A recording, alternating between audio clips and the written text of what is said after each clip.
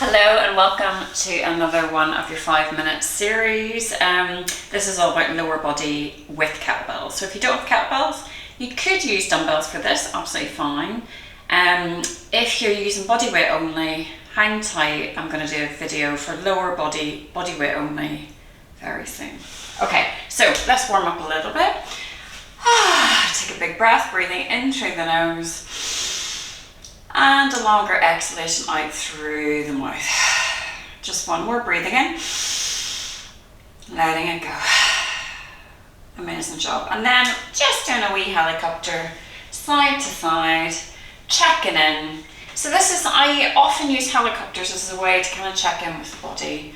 Just notice how I'm feeling, notice what I'm feeling, notice how my legs are feeling, if they're feeling a bit tight.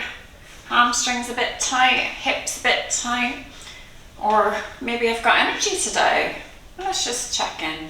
And then we're going to do a little bit of a circle of those legs. So you're just thinking about moving that leg around within the hip socket. If you need to hold on, please do. That's it. I'm drawing it across the body. So you're kind of going to that internal and then external rotation. And reverse. Oh, it's much harder. I'm holding on today because I'm feeling tired. So just do what works for you. We're going to go the other way. Oh, and it's okay if you hear little clicks or little creaks. It's okay as long as they're not painful. So and just reduce that range of motion if it's not feeling good. And reverse. Why is it so hard to reverse? Working your brains. Amazing job. And then just shake it off. Just shake it off. And then we're just going to do a little bounce. Now you can just lift the heels up and down, or you can lift the feet slightly off the floor. Let the arms flop. 3, 2, yay! Okay, we're going to get started. So we're going to start today with some squats. Now if squats aren't for you, use the feet back of a chair or keep them super shallow. You're going to start with your feet hip distance apart, maybe slightly wider, depending on you. And your feet either facing forward or slightly turned out. And we're just going to do 10 bodyweight squats. Let's go inhale, lower, exhale, lift. Inhale, lower, exhale, lift. Down and up. Down and up. What you want to avoid is the butt wake. So keep your tailbone out. You got 4 more. Exhale to press up. Really think about drawing up gently through the pelvic floor. Nice. Last time. Last time. Really good. And then I want you to grab 2 even kettlebells. So if you've got 2 kettlebells that are even, like 6s, 8s, 4s, whatever you've got, hold 1 in each hand. If you've only got 1, you're only going to hold 1.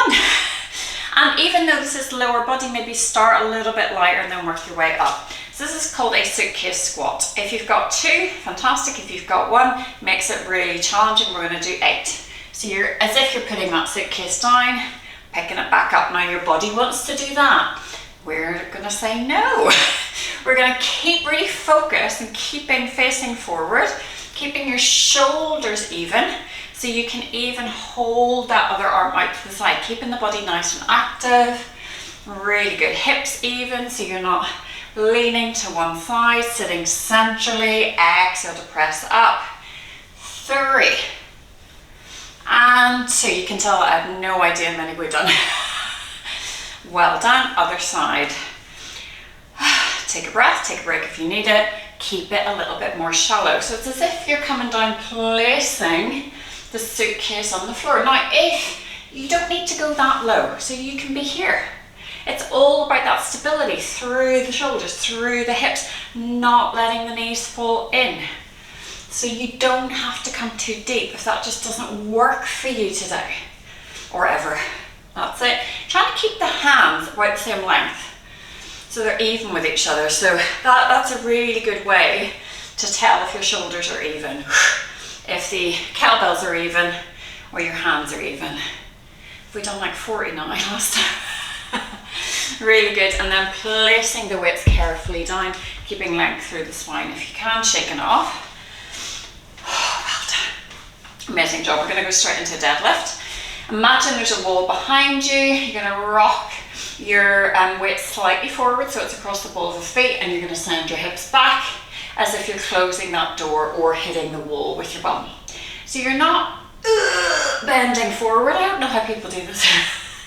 So, but I see that a lot, and I'm always like, wow, how does your body do that? You're really thinking of hinging from the hip, chopping at the hip, sending the hips back. Automatically, if I do that, the spine moves.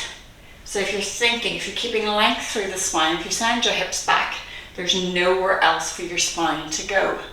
Yeah. So we're going to try it. You're going to pick up either two. Again, it's going to be a suitcase deadlift. If you've only got one deadlift, one kettlebell, you're going to hold it in both hands. You can free the pinky, or you can keep all fingers on the kettlebell depending on the handle that you've got. All right, are we ready? And so you're either here or you're here. So suitcase deadlift, keeping a soft bend in the knee. If I show you with two, suitcase deadlift, soft bend in the knee. Rather than looking forward, you're keeping length through the back of the neck and using the glutes to come back up. If you've only got one, you're going to hold it in both hands. And you're going to slide it down the legs, keeping that length, and exhale up. So you're going to inhale down, exhale up. You ready? Let's go. Inhale down, exhale stand. Inhale down, and you're coming up to that really strong position. Active glutes, active through the body. Pressing through the feet. No, you see, you're kind of not having a floppy. We're not kind of floppy. We are strong, yes. Exhale, coming back up. Use those glutes to come back up to standing. Well done. For 4. And 3. And 2. And 1. And lower back down to the floor, take a break. Well done. Now we're going to add on, if you want to, what we're going to do is, instead of coming fully up, we are going to deadlift down, come a little bit up, and just go from the bottom to the knee. If that is like, no, it doesn't work for my back, just do what we just did. If you have two, same thing. Down and up, down and up. Not easy. Are you ready? We're going to go for 8. Find that position. Let's go. Deadlift to knee. Keep thinking about length through the body, through the neck. If it's getting into the back, just come fully up. That's it, but you're thinking of the glutes. The glutes are still bringing you up. The core is braced. Front body meets back body. You're looking straight ahead, but not looking up. Keeping length through the back of the neck. Wow, I feel this. 3, 2, 1. 5, up and down. 4, 3. Keeping that kettlebell close to the body. 1, placing it down. Yay! Amazing job. Okay, last 2 exercises we're going to do. Goblet squat. And then your favourite side lunge. Don't worry, I'm going to give you an option. So, you ready? You're going to hold the kettlebell. You can either hold it here by the horns. These are the horns. And you can hold it out so you're getting a bit more work through the arms, or you can rest it on your chest. Let's go down and up for 8. And 7. You can keep it shallow. 6. And 5. Use the breath. And 4. 3. 2. 1. Take a break. Ooh, okay, last little exercise, because it is only 5 minutes. You're going to lean against the wall. You're going to hold the kettlebell in your left hand. You're going to bring the weight over your right leg. Soften that knee if that feels good. You're going to lift and lower. Let's go for 8.